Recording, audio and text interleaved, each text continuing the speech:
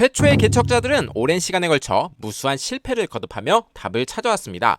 오늘은 일렉기타 기술자 1세대부터 4세대까지 이야기해보도록 하겠습니다. 우리나라의 일렉기타는 1950년대 6.25 전쟁 전후로 미 8군 클럽에서 연주하던 밴드들이 펜더나 깁슨을 들여오면서 시작되었습니다. 이때 활동한 대표적인 인물로 신중현 선생님이 계십니다. 이 시기 우리나라는 외국 악기를 수입해오는 것은 일반인에게는 불가능한 시기였고, 미국 본토에서도 1960년대까지는 일렉기타가 상업적으로 성장하던 시기로 한국에서 일렉기타라는 악기 자체를 아는 사람도 극히 적었습니다. 저는 처음 기술을 개발하고 발전의 토대를 만든 기술자를 1세대라고 생각합니다. 1세대 기술자는 공장과 브랜드를 만들어 업계의 토대를 구축합니다. 대표적으로 펜더가 있습니다. 1세대는 알파이자 오메가가 될 수도 있고, 시대나 운이 따라주지 않으면 그대로 사라질 수도 있습니다. 우리나라에서도 1세대 기술자들이 1970년대부터 나타나기 시작해 1980년대까지 자리를 잡아나가기 시작합니다. 엄밀히 따지자면 일렉기타는 수입에서 시작된 기술로 1세대 알파 정도로 분류하면 되겠습니다. 자본력이 있던 악기 회사에서 어쿠스틱과 일렉기타의 OEM을 시작으로 공장을 돌리기 시작하였습니다. 1세대 공장의 초기의 기타들은 다소 투박하고 엉성했지만 문제들은 시간이 갈수록 보완되어 갔습니다. 그리고 이 과정에서 경험과 기술력이 쌓여 체계가 잡히고 일렉기타의 표준을 만들어 나갔습니다. 개척자인 1세대가 만들어낸 기술들은 너무 소중하고 가치가 높았기 때문에 절대 아무에게나 알려주지 않았습니다. 초창기 펜더나 깁슨을 보더라도 모든 제품들의 특허를 출원해 기술을 보호하는데 심혈을 기울였습니다. 그래서 2세대 기술자들은 정말 어렵게 기술을 배웠습니다. 1세대 기술자들이 만들어 놓은 토대에서 먼저 일하고 있는 선배들의 어깨너머로 노동 속에서 기술을 습득하였고, 그 기술의 가치는 일생의 밥벌이를 하는데 충분하였습니다.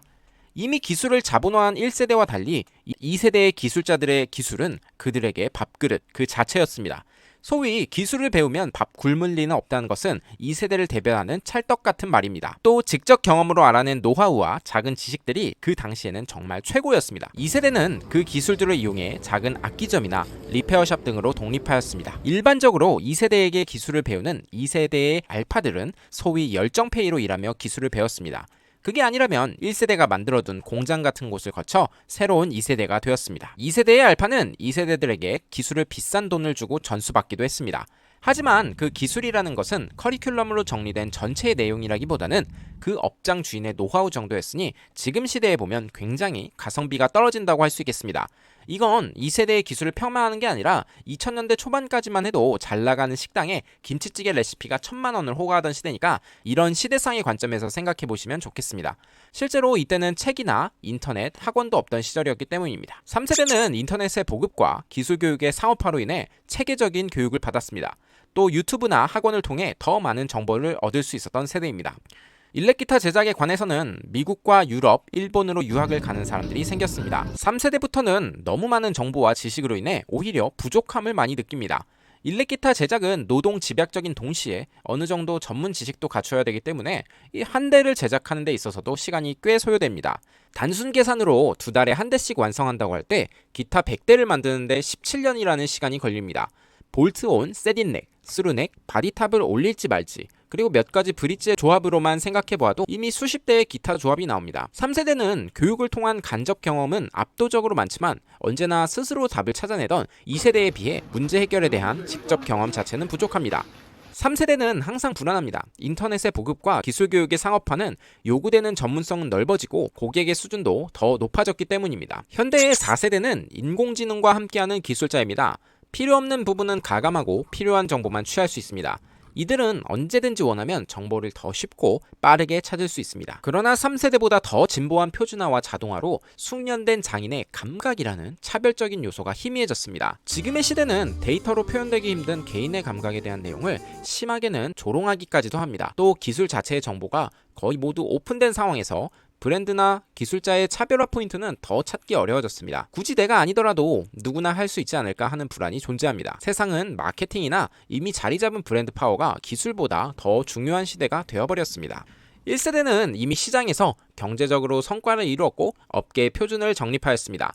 우리 모두가 팬더나 깁슨처럼 될 수는 없습니다. 하지만 일렉기타 업계에 발을 들여놓으실 분이라면 진지하게 생각해 보셔야 할 것입니다. 2세대는 은퇴의 시기가 가까워져 앞으로는 3세대와 4세대가 주도하는 시대가 열릴 것입니다. 기술자는 다음 세대의 패러다임을 따라가지 못하면 낡은 방식의 기술자로 도태되고 맙니다. 앞으로의 기술자는 더 이상 혼자만의 능력으로는 버티기 어렵습니다. 인터넷과 AI는 고객의 눈높이를 높였고 비교는 더욱 쉬워졌습니다. 따라서 모든 것을 혼자서 다 잘하는 만능 기술자는 이제 존재하기 어렵습니다. 대신 협력과 네트워크 속에서 각자의 장점을 살리는 방식이 필요합니다. 세팅에 강한 기술자, 제작에 특화된 기술자, 서비스가 좋은 기술자, 마케팅에 능한 기술자가 서로 연결될 때 비로소 고객이 원하는 수준의 완성도를 만들어낼 수 있습니다. 이제 기술자는 더 이상 혼자의 이름이 아니라 함께 쌓아가는 브랜드로 평가받습니다. 앞으로의 세대는 개인의 기술을 팀의 역량으로 확장시키고 팀의 역량을 업계 전체의 성장으로 연결하는 시대가 될 것입니다. 결국 살아남는 기술자는 혼자가 아니라 네트워크 중심에 서 있는 사람들입니다. 사운드라보도 더 이상 KSH 사운드라보라는 개인의 이름으로 머무르지 않으려 합니다. 지금까지의 경험을 지식으로 정리하고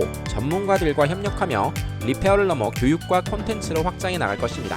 시청해주시는 여러분들께서 구독과 좋아요로 함께 해주시면 큰 힘이 됩니다. 감사합니다. 다음 영상에서 또 만나요.